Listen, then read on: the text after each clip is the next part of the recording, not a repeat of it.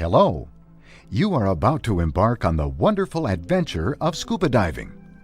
You will be given the means to enjoy Earth's last frontier, the underwater world. Before you begin your adventure, there are risks you must be aware of and understand. Be aware that water is not a human's natural environment. Anytime you enter the water to scuba dive, there is the risk of an accident that may include injury or even death. At first, you will need to listen to and learn from your instructor, who will teach you how to be a scuba diver. But the very essence of the course is to make you independent, so the responsibility for your well-being depends on you. Because your safety basically depends on your personal actions and how well you apply yourself and follow the rules, you will be required to sign a series of forms. It is very important that you read each form carefully, so you understand fully what you are signing and what rights you are relinquishing. Let's now watch an overview of the areas of risk in scuba diving. You will see that if you follow the safety rules discussed in your course, the risks are relatively small and controllable, and you can learn to be a responsible diver.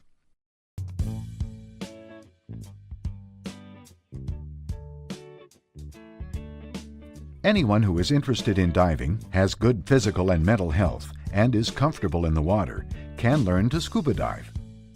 Good physical and mental fitness means good general health. You do not need to be a super athlete, but you do need to be reasonably fit, as scuba diving puts stress on both your body and your mind. There are some pre-existing medical contraindications that might disqualify you from scuba diving. To help you review this aspect of fitness, your instructor can provide you with a medical history form. Please complete it honestly. We do care about your well-being. Areas of particular concern are the circulatory and respiratory systems, air spaces, and any condition that might cause a person to pass out or lose consciousness. If there is any concern about your medical condition, you will be asked to have a medical exam by a licensed medical practitioner before participation in open water scuba activities. Substance abuse of any kind, be it alcohol, drugs, or smoking, has no place in scuba diving. If you have any problem with any of these, it is far better to deal with the problem before you take scuba lessons. A key element to your success as a scuba diver is motivation. You have to want to do it. You should not be in a scuba class to please someone else if you are unduly afraid of the water or the activity. It is natural to feel somewhat excited, even stressed, prior to open water diving. But remember, you have been trained to deal with the risks. Follow the rules and dive within your limits, and you will have a wonderful adventure.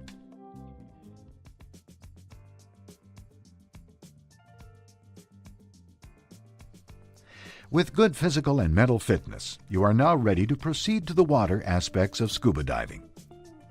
To be a scuba diver, you need to be comfortable in the water and able to swim, but you do not need to be a great swimmer. You will be learning a whole new aquatic activity called scuba skills. There will always be some risk to scuba diving, but by being knowledgeable of that risk, you can reduce it.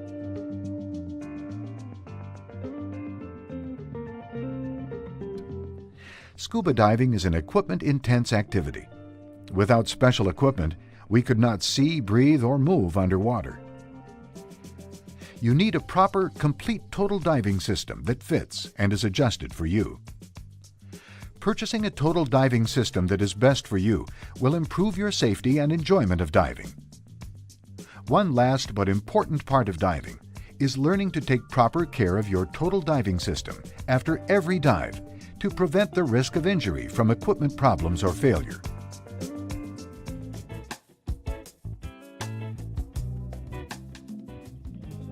Misuse of diving equipment is the main concern, as malfunction rarely causes accidents.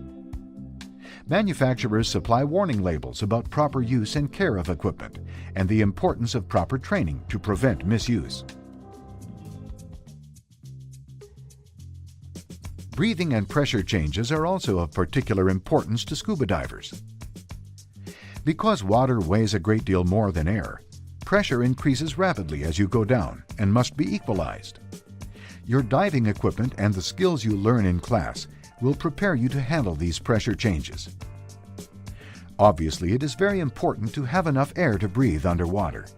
Running out of air is usually a result of human error and puts a diver at great risk. Because the air you breathe is compressed and the pressure changes quickly as you go down and up, you will learn to breathe all the time and to equalize pressure in your body's air spaces, which includes the ears and sinuses. Failure to equalize with the pressure underwater may cause damage to your ears or sinuses. If you were to hold your breath and ascend, you could suffer an overexpansion injury. This is a serious injury. Remember, scuba diving does present a risk. However, by knowing what to do, you can reduce that risk.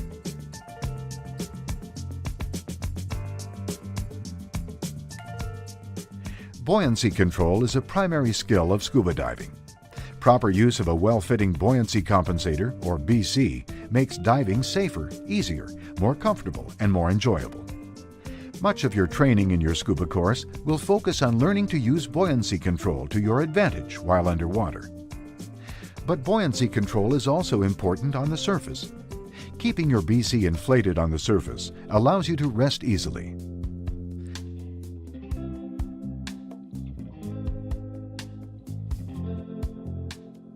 Communicating with and maintaining contact with both your instructor and dive buddy adds to the enjoyment and safety of diving. This includes following instructions and the safe rules of diving, while keeping your instructor informed of your special needs and concerns. An equally important responsibility as a diver is to not leave your dive buddy during any diving activity.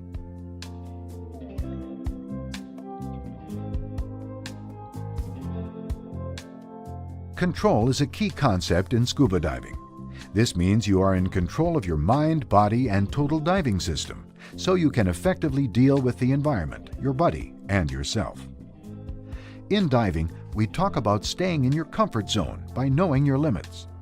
This provides a margin of safety in difficult situations and helps you keep faith with the cardinal rule of all adventuresome activities: stay calm, don't panic. All of these things taken together will help you develop a level of awareness so you are ready to participate in scuba diving. You will learn to reduce risk, but it cannot be eliminated. Ultimately, you will be responsible for your own well-being and enjoyment of diving. Because you have been informed of many of the risks of scuba diving, you can now go through the details of completing the necessary forms in which you acknowledge this information. You can then begin your diving course and your exploration of the underwater world.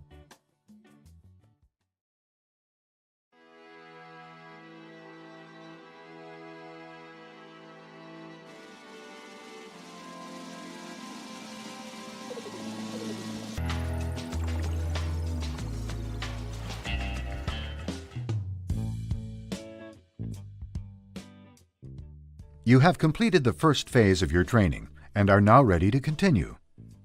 Since the nature of some open water skills requires the instructor to give direct attention to one student at a time, there will be moments when you're out of the instructor's vision.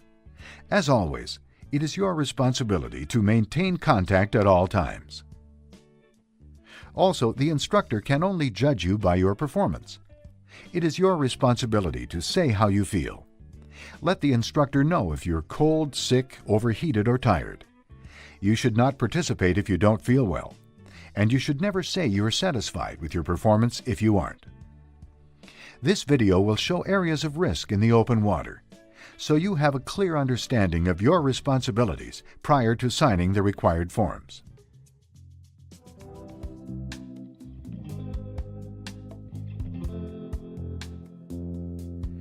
Breathing with scuba is best done in a slow, deep, relaxed manner. Breathe continuously and do not hold your breath. Swimming in a steady, slow, easy manner with neutral buoyancy will make you a more efficient diver.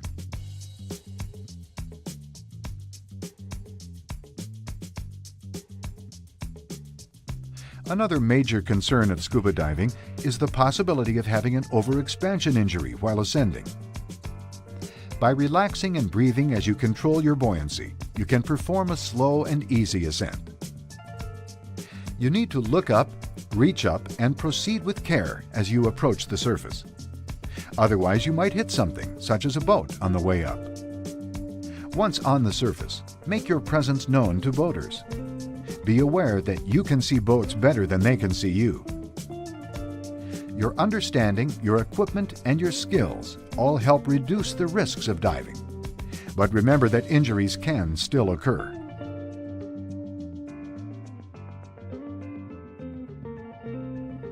One concern about temperature is that you might overheat on the surface while you are putting on your dive gear.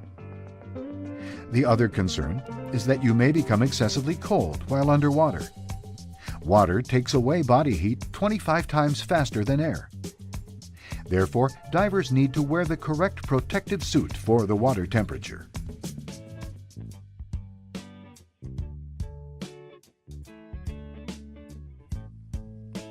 Decompression sickness is a problem that can occur even if you follow all the rules. This is something you need to know and understand. Time underwater is based on decompression needs, air consumption, and comfort. You need to plan your dive and monitor your air supply to avoid running out of air. An out-of-air situation could lead to panic and drowning.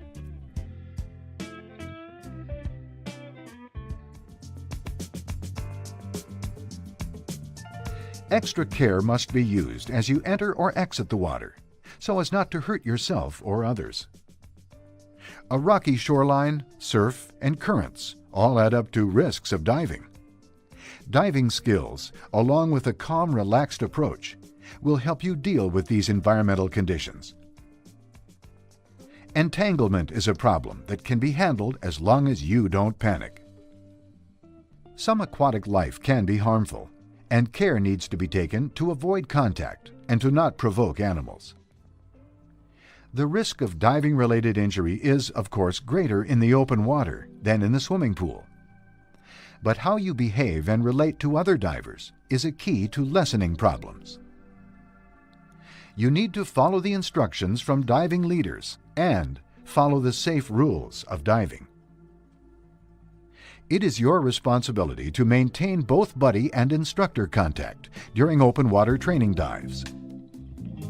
At the same time, only do those things to and with your buddy that you are comfortable with.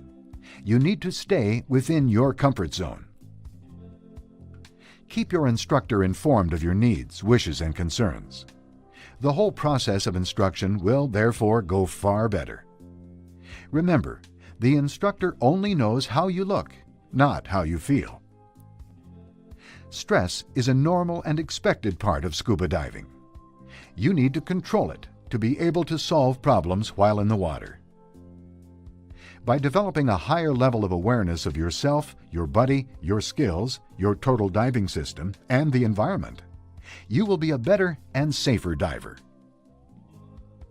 By putting all these ideas together with your training, you will be ready to dive in open water. Risk is a part of life.